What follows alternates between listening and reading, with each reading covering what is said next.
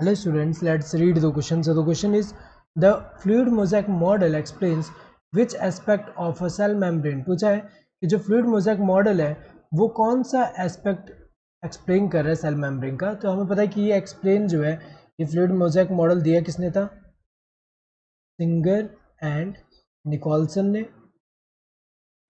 ने 1972 में दिया था. इनके अकॉर्डिंग क्या था कि जो लिपिड बाइलेयर है ये फ्लूइड की तरह है जिसमें जो प्रोटीन्स मोज़ेक की तरह प्रेजेंट है. तो ये जो लिपिड बाइलेयर है ये क्या है, फ्लूइड की तरह है. लिपिड बाइलेयर फ्लूइड की तरह है जिसमें जो प्रोटीन्स है वो क्या है, यहाँ पे मोज़ेक के फॉर्म में प्रेजेंट है बाइलेयर में. तो ये जो मॉडल है most latest and most widely accepted है.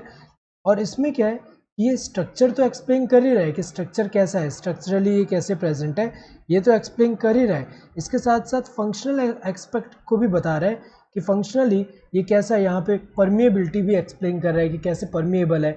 यहाँ पे लिपिड बाइलेयर है जिसकी वजह से क्या होगा, लिपिड बाइलेयर होने की वजह से हमें पता है कि जो लिपिड सॉल्यूबल होगा वो तो डिफ्यूज़ हो सकते हैं, लेकिन जो लिपिड इनसॉल्यूबल होगा वो कहाँ से होंगे, यहाँ जो प्रोटीन्स होंगे कुछ स्पेशल प्रोटीन वो ट्रांसपोर्ट में हेल्प करेंगे.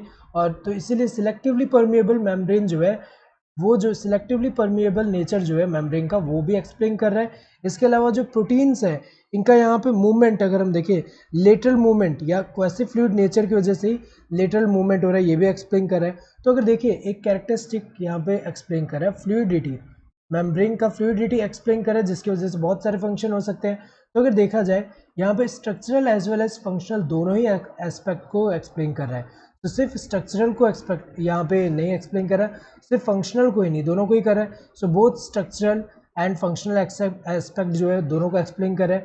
ओनली फ्लूइडिटी ऑफ मेम्ब्रेन, सिर्फ फ्लूइडिटी एक्सप्लेन नहीं कर रहा है, इसके अलावा यहाँ पे ये जो है स्ट्रक्चरल एस्पेक्ट को भी एक्सप्लेन कर रहा है. स्ट्रक्चरल में अगर हम देखें तो कंपोजिशन की कैसे अरेंज है, किससे बना हुआ है, एंड देन यहाँ पे हमें पता है कि ये जो है फ्लूइडिटी जो है वो क्या कर रहा है, प्रोवाइड कर रहा है मूवमेंट के. और यही जो फ्लूइड नेचर है यहाँ पे फ्लूइडिक नेचर की वजह से ही क्या हो रहा है, यहाँ पे डिफरेंट फंक्शन हो पाते हैं, जैसे कि सेल ग्रोथ हो पा रहा है, फॉर्मेशन ऑफ इंटरसेलुलर जंक्शन हो पाता है, एंडोसाइटोसिस हो पाता है, सेल डिवीजन हो पाता है. तो ये बहुत सारे एस्पेक्ट को एक्सप्लेन कर रहा है एक तरह से. तो सिर्फ फ्लूइडिटी को एक्सप्लेन नहीं कर रहा, both structural and functional aspect को एक्सप्लेन कर रहा है. So correct answer would be this third one. Hope you understood the question. Thank you and all the best.